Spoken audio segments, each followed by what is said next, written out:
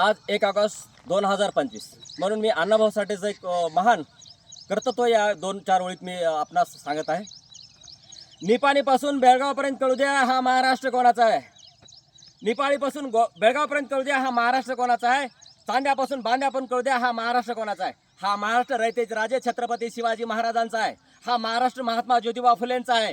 हा महाराष्ट्र युगपुरुष महामानव डॉक्टर बाबासाहेब आंबेडकरांचा आहे. हा महाराष्ट्र साहित्यरत्न डॉक्टर अण्णाभाऊ साठेचा आहे. हा महाराष्ट्र लेखनिकारांचा आहे. आम्हाला 15 ऑगस्ट 1947ला स्वातंत्र्य मिळालं. 26 जानेवारी 49ला संविधान लागू झालं. पण ही भारताची मुंबई, ही महाराष्ट्राची मुंबई गुजरातला नेण्यासाठी अनेकांनी तर संघच बांधला, अनेकांनी तर विचारही केला. आम्ही रक्ताच्या थारोळ्यात पडलो तर चालेल, पण कदापि ही महाराष्ट्राची मुंबई गुजरातला जाऊ देणार नाही. लेखनिकारांनी अनेक वचनं दिले. दिवस उजळला 1 मे 1960 आणि ही महाराष्ट्राची मुंबई, ही भारताची मुंबई, ही महाराष्ट्रात राहिली. सगळ्यात मोठं योगदान कोणाचं असेल तर साहित्यरत्न डॉक्टर अण्णाभाऊ साठेचं आहे. ही मुंबई महाराष्ट्रात जी काय आहे तर साहित्यरत्न अण्णाभाऊ साठेमुळे आहे.